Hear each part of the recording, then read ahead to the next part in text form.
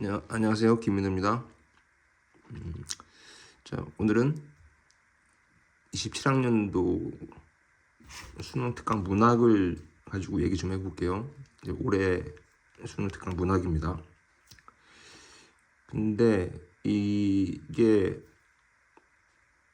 수특에서 챕터가 있다고 하더라도 소위 말해서 시, 소설, 현대, 고전, 시, 소설, 수필, 다 이렇게 나와 있기 때문에 문학은 좀 어쩔 수 없이 각 장르, 즉 갈래에 따른 특성을 좀 얘기하면서 진행해야 될 것 같아요.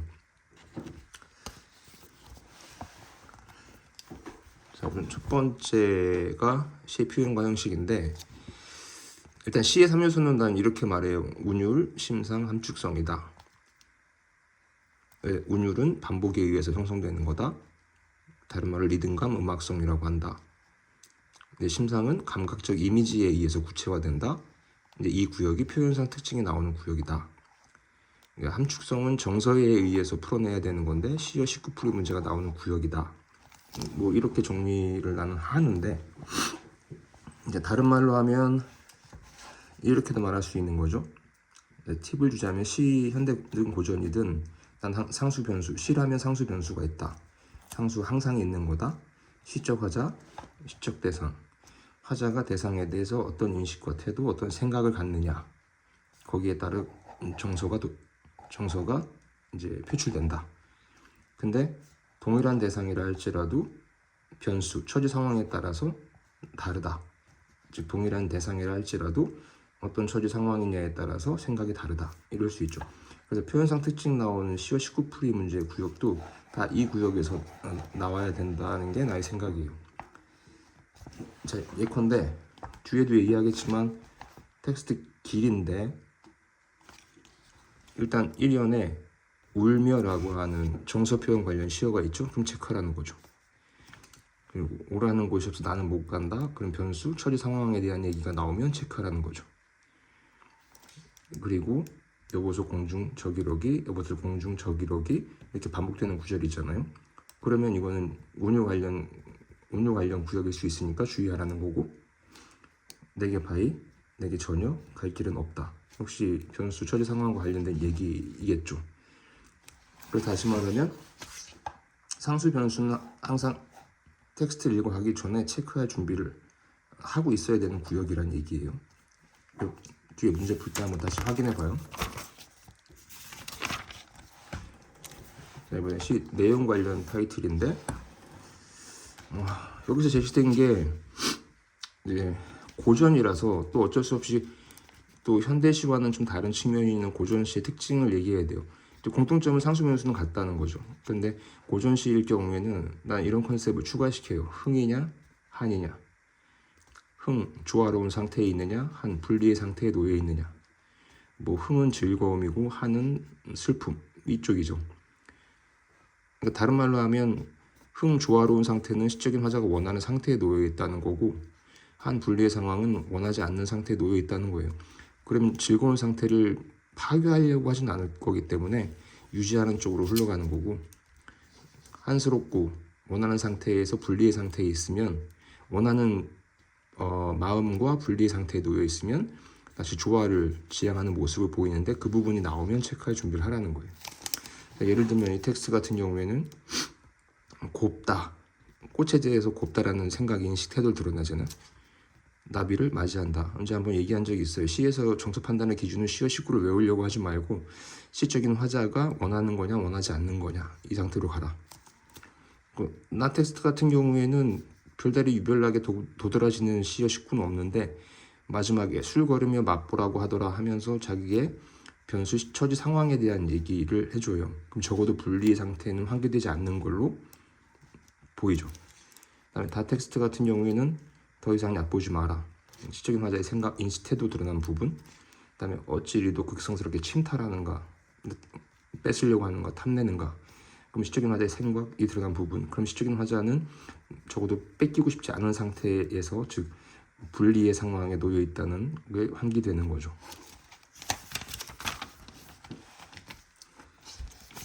자, 이번 또 소설이에요. 근데 여기서 이거는 정말 중요해요. 여기서 좀 더 추가시키면 이게 서술상 특징을 구현하는 요소들이라고 해서 나왔는데, 소위 말해서 서술자 시점 판단하는 건데, 서술자가 작중 인물인 경우, 다른 말로 하면 서술자가 등장 인물, 서술자가 텍스트 내부에 있다. 서술자가 작중 인물이 서술자가 등장 인물이 아니다. 서술자가 텍스트 밖에 있다. 이런 말로도 바뀔 수 있어요. 그 다음에 인물 사건 내면적 분석이라고 했는데, 이건 사건 내부라는 말로 바뀔 수 있고, 사건 내부는 당사자다라는 말로 바뀔 수 있어요. 즉 자기가 자기 자신의 얘기를 한다. 외부다. 사건 당사자가 아니다. 사건 내부가 아니다. 사건 외부에 있다. 이렇게 풀이될 수도 있어요. 근데 이게 1인칭 주인공, 1인칭 관찰자로 빠져 있는데, 여기 또 조심해야 될 거는 1인칭이면 주관이 배제되진 않아요. 어차피 서술자는 텍스트 내에 있는 등장인물이기 때문에. 그리고 3인칭에서 전지적 서술자, 전지적 작가 이렇게 불리기도 하겠죠. 3인칭 관찰자인데, 일단 3인칭 관찰자만이 가장 객관적이고, 이게 전지적 서술자, 전지적 작가 시점이라고 불리는 이곳에서 더 중요한 건 이제 초점화라고 하는 개념이에요. 이거는 나중에 텍스트를 접하면서 좀 더 설명해야 되는 문제인데, 1인칭일 경우에는 텍스트 내부에 있는 등장인물인 서술자가 하는 거기 때문에 자기가 직접 보면서 서술하는 거거든. 그렇죠? 1인칭이니까. 1인칭 주인공이든 관찰자든. 근데 3인칭일 경우에는 텍스트 내부에 있지 않거든. 밖에 있거든. 그러니까 이게 과연 누가 보는 입장인 거냐? 이게 개념이 달라져요. 그래서 여기서 파생되는 게 초점화예요. 초점화일 때도 두 가지 나뉘어질 수 있어요. 특정 인물의 시각, A라는 인물에만 포커스 맞춘 거냐, 다양한 인물의 시각, A, B, C라고 하는 인물의 시각들을 서술하고 있는 거냐, 이렇게 크게 두 가지 각도로 달라질 수 있거든요. 근데 최소한 이 누가 보는가 문제에서 초점화 관련된 문제는 3인칭 전지적 작가 시점 관련해서 나올 수 있는 개념이에요. 자, 예컨대 뒤에 나와 있는 현대소설 하나의 텍스트에서 칠보기는 이렇게 시작하거든. 그러면 서술자 시점에 따라서 3인칭이 예상되죠. 나는, 소위 말해서 나는, 우리는 이렇게 서술 시작하지 않으니까. 그러면 3인칭을 예상하고, 그 다음에 심리, 그 다음에 만약에 전지적 작가 시점이다. 심리가 등장한다면 전지적 작가 시점을 예상할 수 있는 거죠. 눈에 선하게 떠올랐다. 그럼 칠보기의 심리 태도가 드러나니까 얘는 전지적 작가 시점을 좀 예상해 볼 수 있어요. 그 이후에 칠보기 이외에 다른 사람들의 심리가 나온다면 다양한 인물들의 시각일 수 있지만, 만약에 칠보기 한 명의 심리 태도라면 특정 인물의 시각, 초점화일 수 있는 거죠.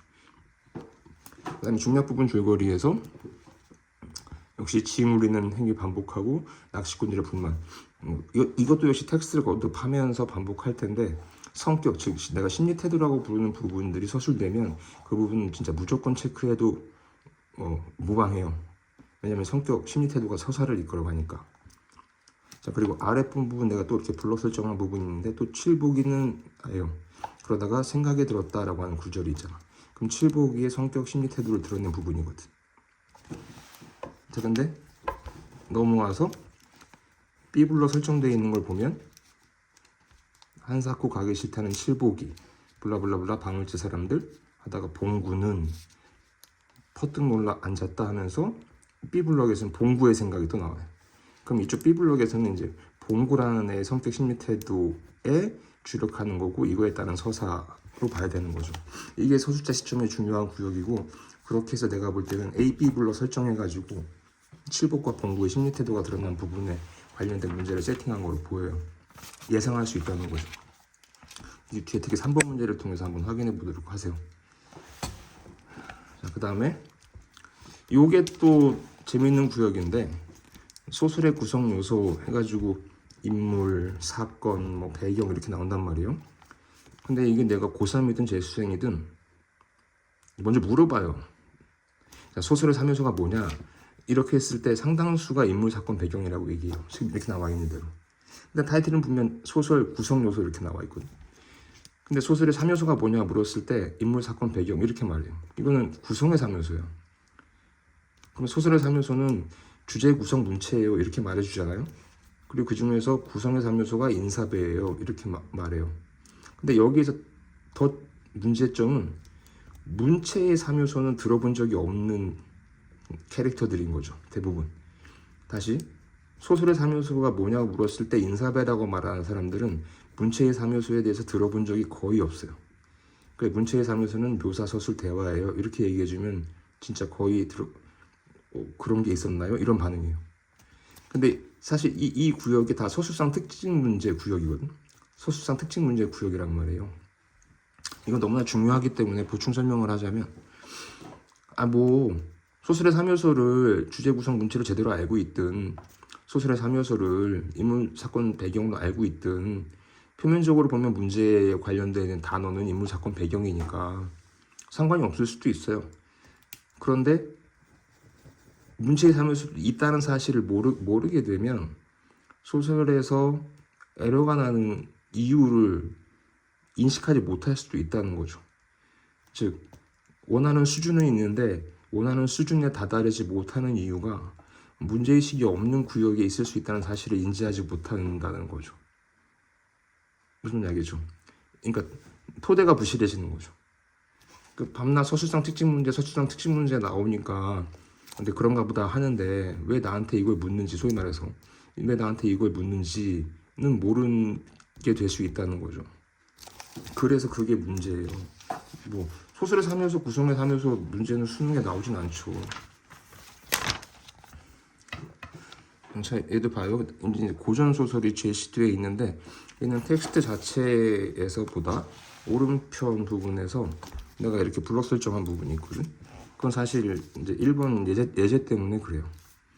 1번 예제 보기 설명 보면 소설, 서술자, 주관적 평가 이렇게 얘기하는데 적어도 고전 소설에서는 시점 개념은 말해지지 못해요. 왜냐하면 시점은 현대소설 개념이기 때문에. 다만 우리는 고전 소설이라고 부르기 때문에 서술자 개념은 논해줘요. 말해줘요. 그게 대표적인 게 보기에 나와 있는 것처럼 주관적 평가고, 이건 여러분들이 고등학교 때 들었을 고전 소설에서 편집자적 논평, 이렇게 인물과 사건에 대해서 좋다 나쁘다 판단을 제시하는 거, 편집자적 논평, 서술자의 주관적 평가, 이렇게. 고전도 소설이기 때문에 서술자 개념은 얘기되는 거죠. 그런데 현대소설 개념이에요. 시점은 엄밀하게. 대체로 만약에 고전 소설을 현대소설의 개념으로 얘기한다면 전지적 작가 시점이다, 이렇게 말해지는 거예요. 그래서 내가 이 블록 부분을 설정해 둔 이유는 서술자의 생각에 드러난 부분, 그 다음에 응서 대로하여, 원익이 크게 기뻐하여, 이렇게 심리 태도가 드러나는 부분이 서술 블록에 있기 때문이에요. 무슨 말인지 알겠죠? 그러니까 대화가 끝나고 나서 서술 부분에서 서술자가 생각을 드러내고 심리 태도, 대로, 크게 빡쳐서, 원이 크게 매우 기뻐해서, 이런 부분이 나오는 블럭이 있으면 체크를 해야 된다는 뜻이에요.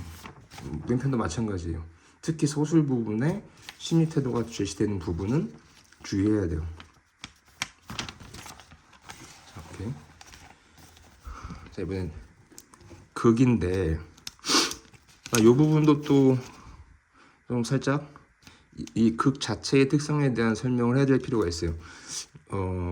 작년에도 얘기한 적이 있는데 소설하고 극, 희곡, 시나리오는 공통점이 서사가 있다는 거예요. 서사, 스토리라인이 있다는 거죠. 그런데 스토리라인을 제시할 때 방법이 약간 달라요. 소설은 서술자가 있기 때문에 서술자 시점에 따라서 중심인물을 파악하고 중심인물의 성격, 심리 태도를 따라가면 서사 전개가 포착하게 되는데, 극은 서술자가 없어요. 서사는 있지만 서술자가 없어요. 그러면 서사를 이끌어 나가는 게 있어야 되는데 그 서술자를 대체하는 기능은 지시문이에요. 지시문. 매우 중요해요. 지시문이. 지시문은 대사를 제외한 나머지 모든 거를 다 지시문이라고 보면 돼요. 대사 제외한 모든 부분을 지시문이라고 봐도 무방해요. 그러니까 대표적인 게 괄호로 쳐 있는 거죠. 그다음에 인물 이름 없이 씬 넘버만 있거나 몇막 이렇게 있거나 했었을 때 대사가 아니게 제시되어 있는 부분 다 지시문. 소위 말해서 무대 지시, 행동 지시, 대사 지시 이렇게 되는 거예요. 그 부분이 나오면 주의해야 돼요. 다시 말하자면 소설과 그 공통점은 서사가 있어요. 서사를 이끌어가는 방식에 소설과 그게 선명한 차이가 이 구역이에요. 그 구역을 자, 말로 해보면 그 뒤에 예제가 있는데 문제가 나온 구역을 살펴봐요. 기억, 인물 이름 아니죠. 그 다음에 지시문, 거기에 기억이 있어요. 자, 최연경, 니은, 호탕의 의견, 괄호 열고 지시문이 있는 구역이에요. 디귿, 비웃음, 괄호 열고 지시문이 있는 구역이에요. 리을, 정색하며 지시문이 있는 구역이에요. 그리고 아래쪽에 A와 B가 있는데 이건 나중에 얘기할게요. 이런 거는 소설이든 극이 됐든 자, 서사가 있는 텍스트에서는 이제 소재, 블록 설정이 됐건 박스가 됐건 이렇게 밑줄친 A, B가 됐건 서사적 기능 문제라고 나는 말하거든. 서사적 기능.